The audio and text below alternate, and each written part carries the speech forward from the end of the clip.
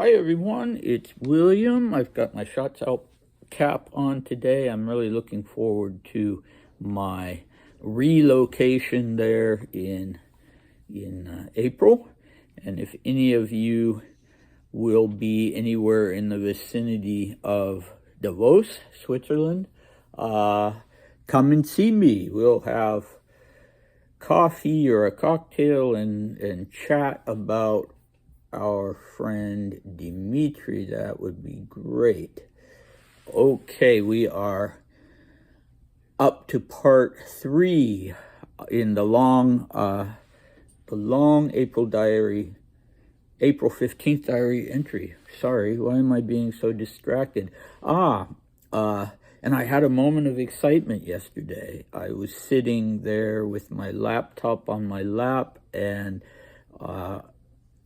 a notification flashed up that an email had arrived, and I just had time to see that it was from the Duke of Mecklenburg. And so I was excited. I don't know the Duke of Mecklenburg, but I thought, wow, maybe he's interested in Dmitri or Shots Out. Wouldn't that be great? But then, alas, it turned out that it was just a response that he sent, not to me, but to my friend in London, who had sent out a group email asking people what was going on in their lives, people that he knows. And so, yeah. Unfortunately, no. If the Duke has any interest in either Dmitri or Shots Out, he is keeping it to himself. Okay, so yes, part 3 of the 15th of April, and I had said that today we were going to be dealing with labor union and the threat of a general strike in England, one that I think actually did transpire. Well, I was wrong. I should have made sure that that was the case, because we have that will be in the next video. What we have today is much more personal and is again about Coco and about the trip. So yeah, just a recap for part 2. We really found out a lot about the relationship and what kind of relationship it was in that initial stage, whether it stayed that way or not. And we got an indication of the depth of Dmitri's depression at that time, still ongoing after the return from Berlin. So we have an interesting cast today, Dmitri and Coco, of course, but also Grand Dukes Andrei and Boris Vladimirovich. They were mentioned the other day as well. And Slavitsky, the fellow that does not seem to have been important in Monte Carlo. He was an acquaintance of Dmitri's, but apparently whether he was important to Dmitri or not, he was a man whose discretion Dmitri felt he could trust. And so he is acting as a messenger in today's diary entry. So let's dive in. Coco and I decided to make our departure from Monte Carlo by car in her Rolls Royce and go to Biarritz. But somehow that initial plan ended up changing, and instead we just sort of drove around with no itinerary, stopping only at big cities like Marseille and Lyon.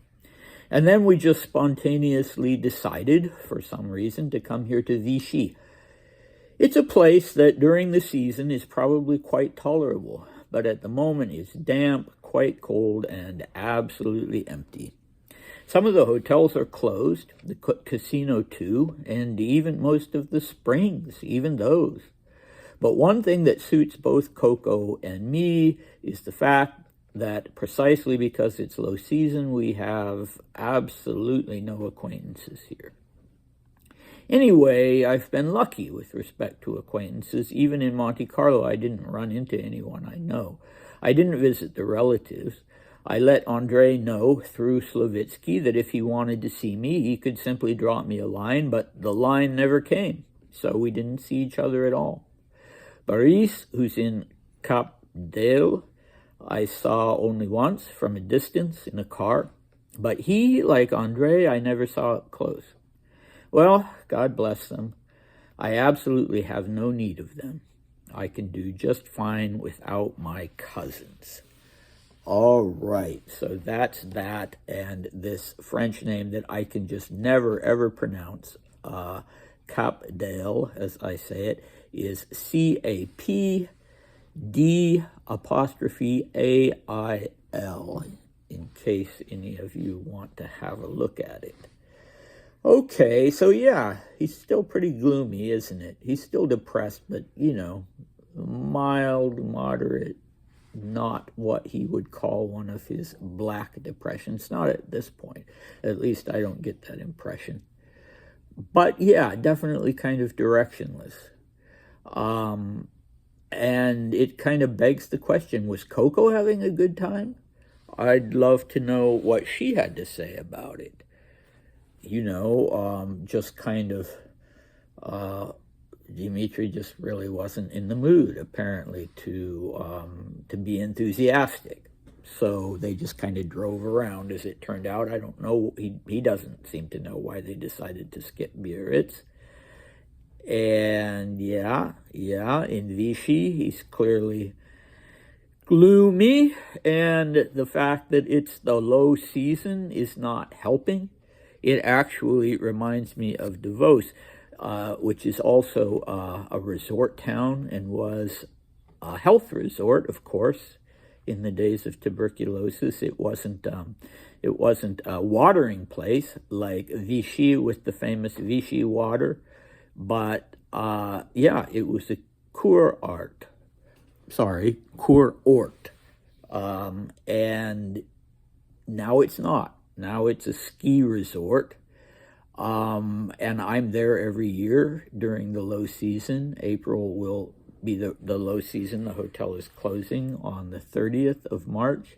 And yeah, I get the picture.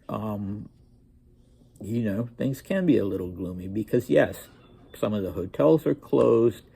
The ski lifts will be closing, and there won't be the usual hustle and bustle of people enjoying themselves and going to cafes and that sort of thing. Not at the level it is during the high season, so it can seem a bit gloomy. As for me, I really like being there and taking solitary hikes and that sort of thing, but that's neither here nor there. What's really interesting about this is what he has to say about the situation with the cousins. Maybe there's still a bit of tension there because of the whole thing with Kirill. I don't know if Boris gave a damn one way or the other about this competition that had been before Dmitri decided to give it all up between Dmitri and Kirill, but Andrei was more involved in that, and there was the whole Sokolov thing, if you remember from past diary entries, and it's kind of hard to tell if Dmitri is offended that Andrei didn't respond to his message that he sent to Andrei through Slavitsky, saying, "Yeah, I'm here. Drop me a line if you want to see me." And the fact that that Andrei didn't seems to have offended him just a little. But we don't know what the tone of the message was that Dmitri sent through Slavitsky. Was it like, "Yeah, it'd be great to see you, drop me a line," or was it more like, "Yeah, I'm here. If you have something you want to talk about or something, then go ahead and let me know." So, we don't know. But, certainly it was kind of an impersonal way to send it, probably.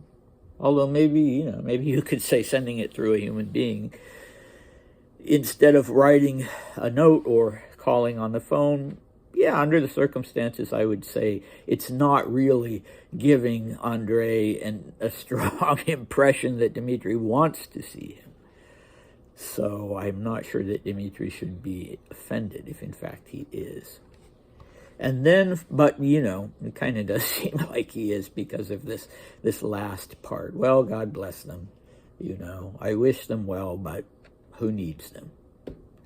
So yeah, that's that, and I hope you will be my stalwart in joining me in the next video about the labor issue, no matter what the issue is and whether it interests you or not. When it comes to the whole labor thing, it's not something that excites people by and large, or me for that matter. But no matter what the issue is, we learn something about Dmitri from it, and that to me makes it very interesting. So I will see you next time. Bye.